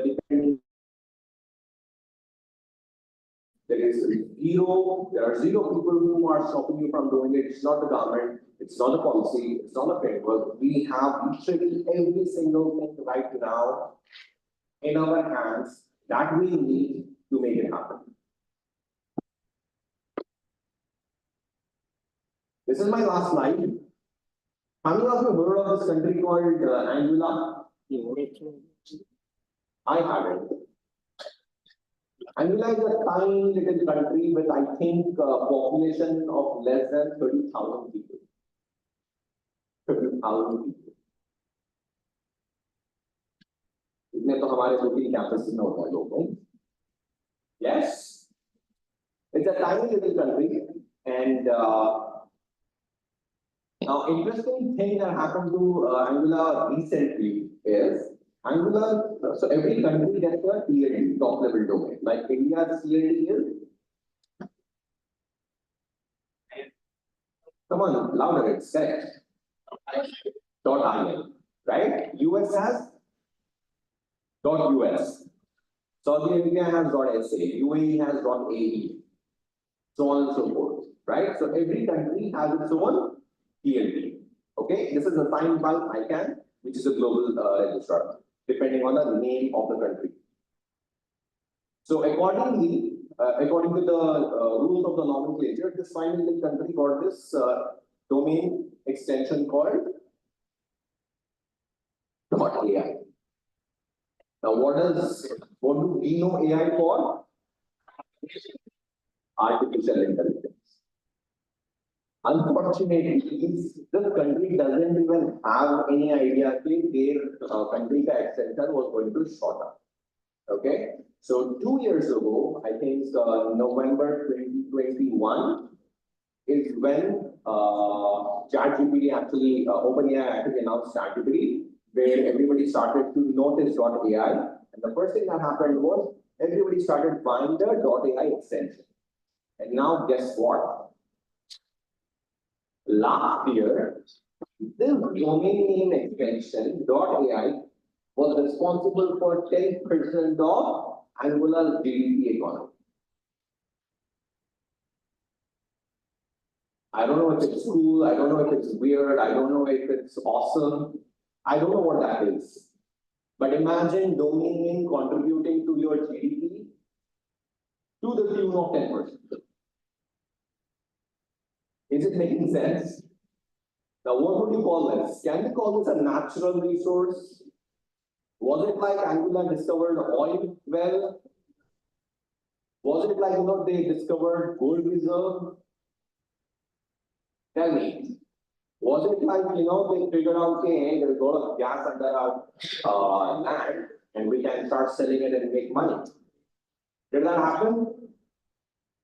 This is not a natural resource. This is purely a product of innovation. And the innovation that I'm talking about wasn't even created in Anguilla. This was absolutely unplanned for. Correct? इसमें Anguilla का कोई हाथ नहीं था. It was created somewhere. Somebody created it in China. Somebody created it in the US. A lot of us created it in India. Multiple countries came together now, and that's responsible for more than 10% of this tiny little country's economy. Now tell me, where is geopolitics influencing economic activity? Is it impacting? It's not. And that's what I want all of us to think about. There is a lot of potential, there is a lot of opportunity, there is a lot of scope. Only if we take a slightly different look, only if we change the perception, only if we change, the handle of the point of view that we have. The minute we change that, trust me, there is so much that we can do, there's so much that we need to do. And I'm hoping this might have opened a little bit of your minds towards using Globe as your platform, world as your platform, and just going about doing whatever you want to do. That's about it from my side. But look, would love to take questions if you guys have it.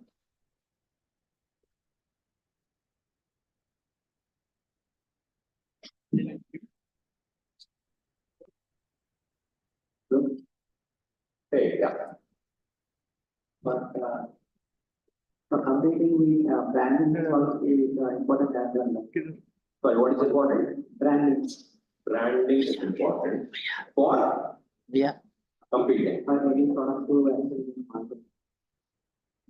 Branding again is a byproduct. You don't create a brand on day zero.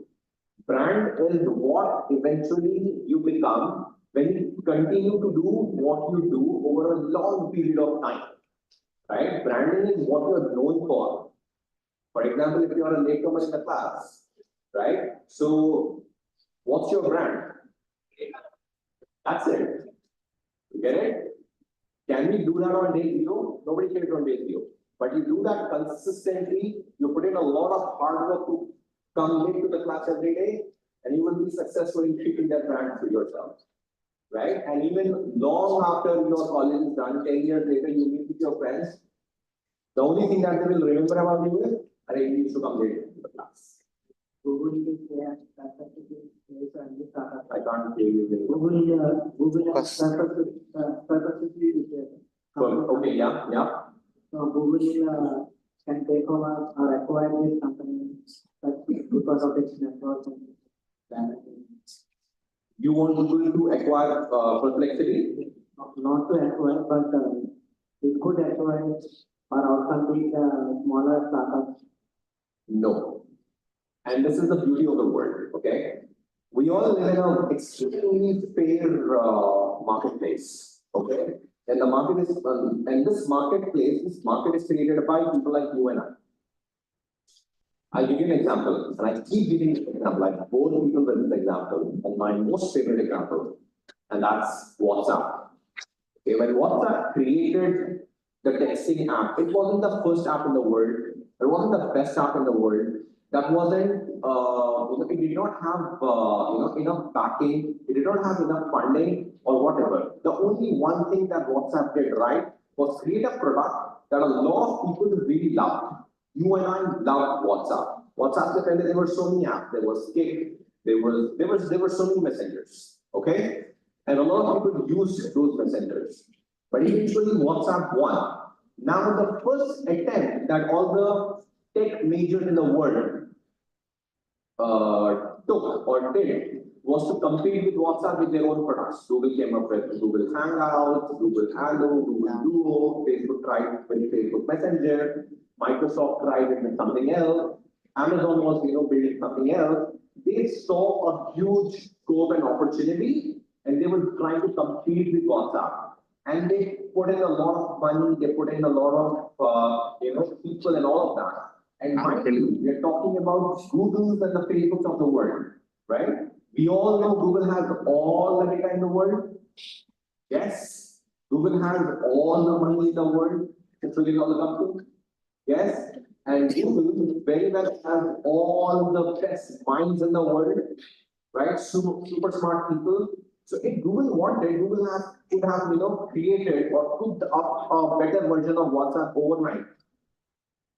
But can Google, with all those resources that it has, win the market? It can't.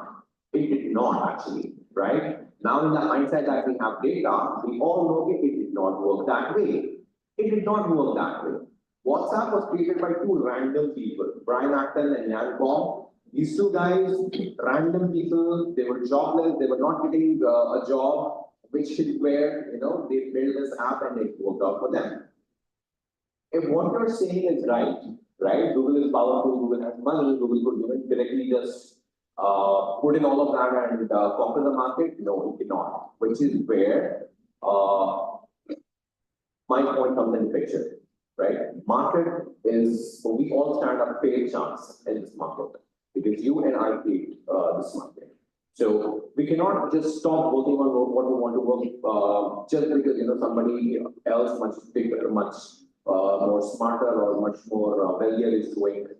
But obviously we cannot, having said that, we cannot randomly ignore the competition, or we cannot ignore the challenges that you and I might be facing when taking up, on a huge competitor like Google. I hope I answered your question. Any more questions? Hyderabad. Okay. So talk about human resources.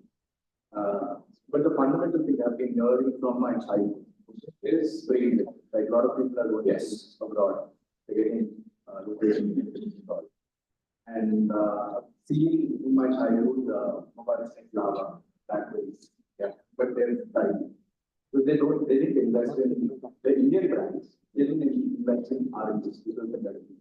You can still see, like, India is one of the lowest in investing in research and development, innovation. They only, if you see the partnership Agarwal's Ola, so they have acquired, if I'm not wrong, a Sweden company, and they have bought in the same design, some efficiency, right? Some, Indianizing the product, right? But how do you, even for that matter, you talk about challenge? But they have, like, couple of years, like 7 years or 8 years, they didn't make money. They just mind things that they put money as a good, and they've got support like buildings and all. I invested in that company. So where do we, as a country, where do we stand? Where is our Silicon Valley? Where is our, it's not just the IT support, IT service. Where can we bring up an Indian solution for the Indian problem? I got your question. What's your name? Vishala. Brilliant question. Okay. And this was the exact question that I asked a Nobel laureate economist in the US. Okay. And you know what he answered? I asked this exact same question. I said, why is India not investing on research and development? Majority, when I say majority, I mean 75 to 80% of, most powerful creation even in the US are done by Indians, right? My question to them was, we made you guys, okay? Why did we not help ourselves here? You know what he said? He said, the minute your government will start investing on R&D, you guys will ask for ROAD. Okay? So this is our problem. Okay? We will not and we cannot. The most primary necessity is what we are all thinking of right now. Even right now, okay? The minute you get done with your college, people who have taken loans, they'll focus on getting a job to pay back their loans. Uske baad they will focus a little more on to buy, let's say, a car, and then uske baad they want to focus a little more on to buy a house, and just keep pushing what they should technically be doing. Where it's a risk-taking aspect, and you want the government to take risks with your money. You say, I will not pay tax for this random experiment that the government wants to do. पहले जाकर road बनाओ, पहले जाकर रोटी कपड़ा मकान fix करो, उसके बाद में we'll talk about innovation. Right? So as a country, we are culturally designed to think that way. But you know what's the best part? That's changing. Majority of India's population now is 18 to 35. Okay, 65% of our population is 18 to 35, and we have started to think differently, which is where the time has changed, right? The time for India has come. And this is what we are hoping. We are hoping, all of us. Now, the problem here is, if you and I continue to think like how our ancestors thought, right? Even the housemaid, forget about technologists, forget about scientists, forget about, rock star people, talented, quantitative people. Let's forget about that. Let's talk about, house help. They will tell you, boss, the work that I'm getting paid 5,000 for in India, I'll get paid 60,000 rupees in Saudi Arabia if I go and work there. Same in Hyderabad. You getting my point? So tell me or give me one incentive why you should stay here. And it's not fair that you won't call them brain drain. I would still call that a brain drain. Moral of the story is we need to focus on our technology, but we also need to take calculated risk, invest in the future of the country, invest in creating assets for the country, invest in creating not just infrastructure, but also mental infrastructure for the country that, our kids will be proud of, right? So that they don't have to go to another country to look for better opportunities and get paid more for the same work that they would be doing in here anyway, right? Which is what we have to take a call. But it's not going to change if you and I don't take that decision, right? And is it going to be easy? No, it's not.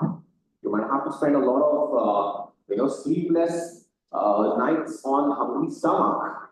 And this is exactly where our parents come into picture. Your parents won't tell you to do it even if you want to do it. Okay? So you and I will have to figure out a way to get that done without manipulating our parents, by involving them in that decision, by showing them the bigger vision. So what if this works out, right? Just that one water in all that you're talking about. I hope I've answered your question. So, good afternoon, sir. Basically, the more research is equal to innovation. But India has more biggest institutions like IITs, Adventure Park. But really, while Indian mindset and Indian youth are still, they're starting their careers towards job mindset. But why they are not clear, they are not creating their mind with the job creating mindset, job consuming with a job consuming mindset. Why? Is this really institution focusing on businesses, or is these institutions are focusing on they are developing their human mindset? What is the reality? The most important part of the answer to your question is remove institutions from these equations. It's not an institution's job to change your mindset. Okay? Do you like bungee jumping? No, right? Can I, as an institution, make you fall in love with bungee jumping? Exactly, right? अब कोई बंदा गरीब मरना चाहता तो उसमें institution क्या कर सकता? कुछ नहीं कर सकता. You get my point? This is where the human. Now, how do we solve this? अब ऐसा बोलिए छोटो नहीं सकते, right? If let's say we are a country of 1.5 billion people and everybody starts thinking that way, then who's going to fix it? Which is where we have to understand that we are some of the 5 people that we spend our time with. So we need to find those 5 people. You probably need to find, those 5 people who continuously talk about bungee jumping, go and try bungee jumping. You keep looking at them, you keep hearing them, you keep watching them, right? And maybe one day you would want to try bungee jumping. Okay, this is exactly how we are going to change the conversations in the country, and it should start from our house, right? You start talking about, and this is exactly what IPL did. Okay, if you look at 10 years ago, people would never allow, parents would never allow their kids to, even think about creating a career in cricket because the probability of you playing for India is super low, right? But IPL changed that. Now you make more money playing IPL than playing for the country.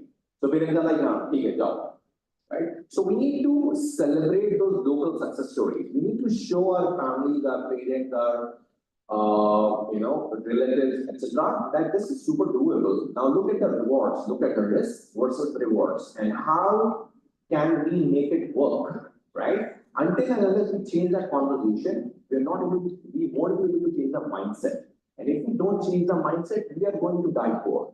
And that's something that we have to, continue to live with for the rest of our life. And it's, the worst part is, it's not us who's going to pay for it. It's the generation that will come after us that's going to pay for it. Okay? Okay, so thank you. I'm Raj, this is Abhishek. I think the gentleman is right. Yeah. Right now we are having a great opportunity in terms of exports.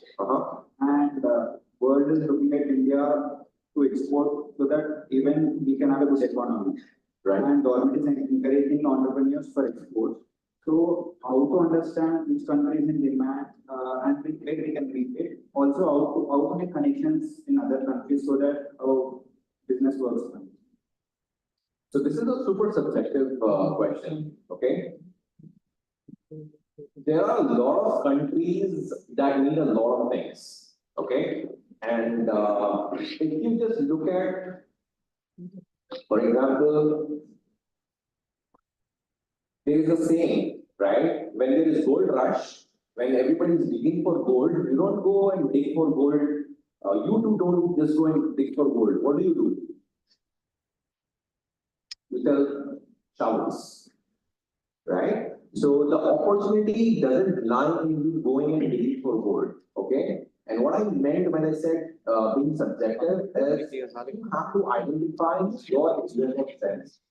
You should identify what can you be good at. What is that one thing that you might have an edge over, and then start building on top of it. For example, let's say you are good with textiles, okay? And that's where you can figure out, okay, what are those countries that basically import a lot of textiles and what kind of textiles.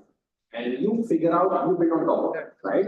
So you don't go top down, you go bottom down. You figure out what you have and where can you start. But let's say you have a lot of things, that's when you go top down, where you identify, hey, I have the leverage to literally be anything and do anything. So I will start with the top thing. I'll identify, which country does what the most, and I'll get started with that. That's another way to look at it.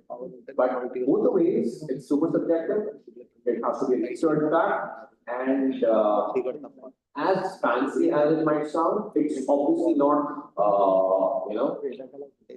इसको लगा डाला तो lighting लगा, right? There's a lot of hard work that going to it. There's a lot of technicalities, and there's a lot of course, challenges as well.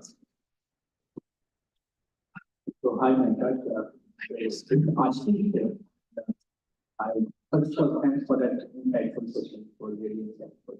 And I want to check with you, like, as a leading from such a premium incubators, so what is this? What would be like 5 points that you would ask an edtech, entrepreneur to have? What any innovation, 5 innovation point that edtech entrepreneur should pursue, because of technology getting better, so 5 points or 5 innovation or 5 features that you would like to invest or you would like to. That ship has sailed, sir, is what I would say. But education is a space that's going to live forever, right? People for once might stop eating food. People for once might stop wearing clothes, but people will never stop educating their kids, right? No matter how poor the guy is, no matter how rich the guy is, education is a common factor in everybody's lives. Okay.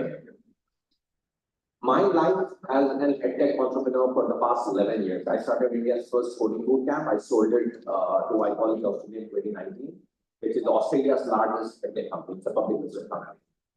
Now, my experience doing all of this, right, was pretty great until 2020, okay, which is where COVID happened. But it wasn't COVID that made my life difficult. And take a guess what made my life difficult?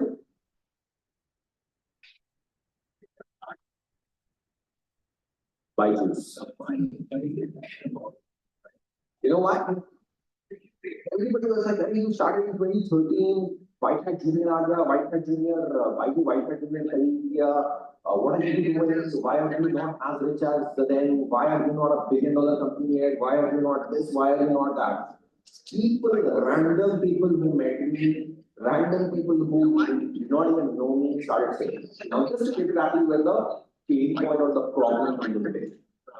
You cannot change the fundamentals of any market regardless of what it is. You cannot manipulate the market. Even if you try to, even if you take it again, the market will come back. And I've been saying this since 2020,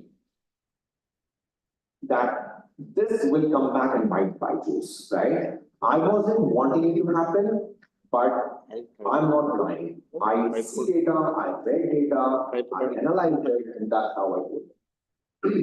Which is where what we need to understand is the fundamentals of business remain the same regardless of what sector you're working on. You need to have a good product.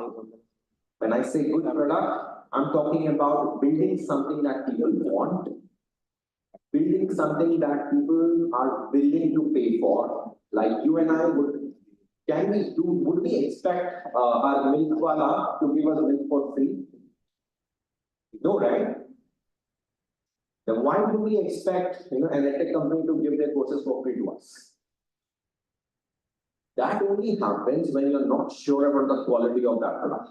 When that only happens because when the company, in an attempt to increase its revenue, not focus on the profits, not focus on the fundamentals of building the company the right way, screws up, right? They're like, I'll give my courses for free because I need to show users to increase the valuation of my company. Now, when you do that, you really think you can change the market? No, you can't. The market will punch you in the face, and I mean, I'm sure you guys have seen, everything that's happening with bikes now, right? Parents are super angry. Their sales teams have, given up. They're not able to sell anything that has Baidu's tag on it. They've lost trust. Brings me to my fourth point.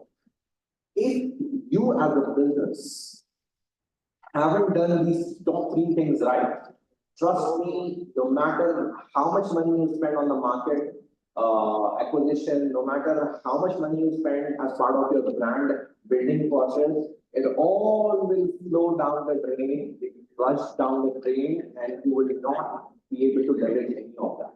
And finally, fifth one, market is always right. We could be the smartest people in the world. We could be IITians, IIMs, or we could, we would have done our MBA from Stanford or whatever.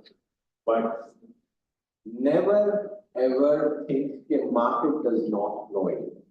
It's the market that decides. The market is the customer. If a customer comes to you and says, "Hey, boss, this is not right," then our job is to just zip up, sit straight, and say, "Yes, sir. Thank you," and work on that. Not tell the market back, "Hey, you don't know. This is how it works." These would be my top 5, and these are the things that I did at my coding bootcamp.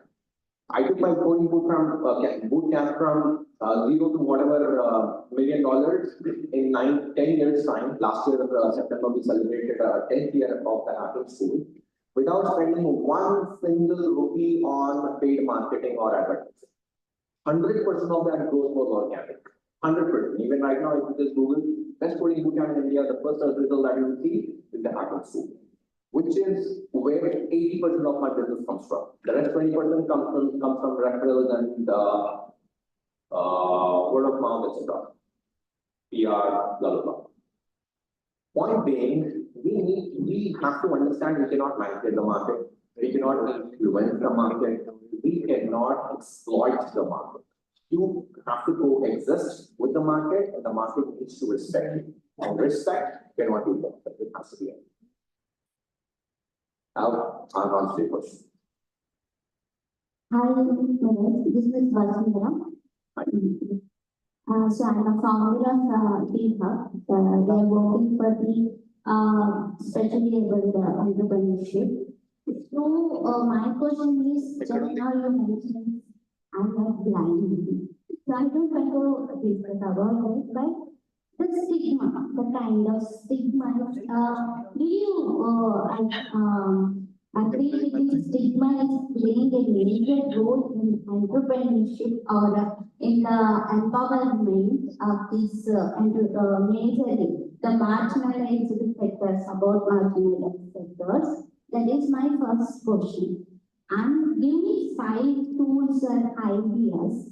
How can I remove this stigma kind of ideology for my incubation, because I'm working for disabled people. How can I gain the trust for getting support from these investors or funding things? Okay, let's shift the whole equation. Okay.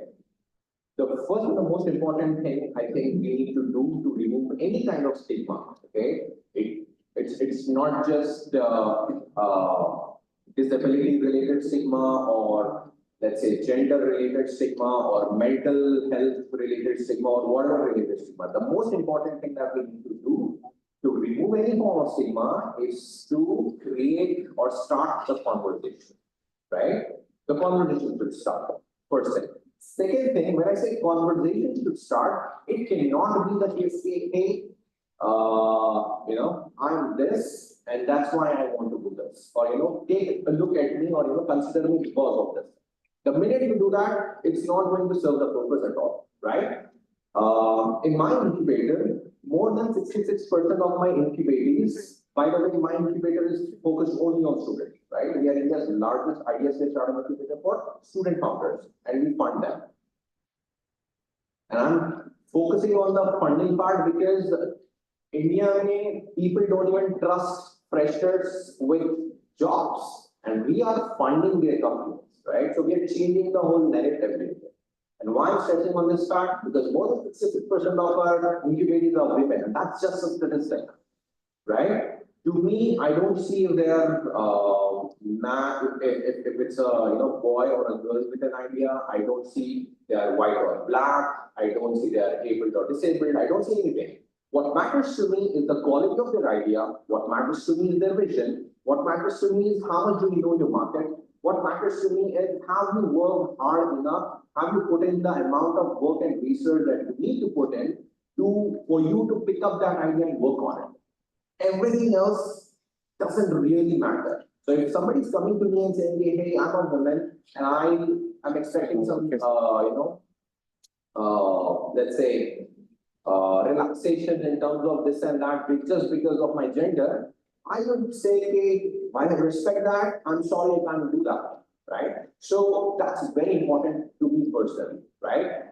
Respecting that is the one thing. The second thing, we cannot use that to create, let's say, relaxation, right? We just because somebody has something or somebody does not have something doesn't make anybody special. All of us are equal. All of us have equal opportunities, and this is what I want our society to think about. But like you rightly said, it's not happening. And as much as I would have loved to tell you, hey, no, there is no taboo in the society, I know for a fact, I know I would be lying if I tell you there is no taboo. There is definitely taboo. And the only way that I know that we can remove that is by initiating that conversation, making sure we create safe spaces for everybody to have those conversations and accommodate everybody, and maybe, focus on the objective rather than focusing on the person itself. That's my 2 cents. Thank you for all the questions. Thank you, Mr. Fareed. Your presence. Sorry to interrupt you. If you guys have more questions, feel free to DM me on Instagram. That's where I take most of the questions. I go live and we'll be happy to answer. Sure. My ID is Miraj. Thank you so much. Your program has not only elevated the quality of our events Startupedia 24, but has also inspired us to strive for excellence and innovation in our respective endeavors. Coming to the briefing session, thank you for enlightening us and giving cargo ship information and overall natural resource distribution and knowledge on world's economy. Once again, thank you so much, Raj, for valuable contribution. We hope to have the pleasure of welcoming you back in future again. Now, please give a round warm of applause for our esteemed guest. And now I will take Amira to present the memento to the guest.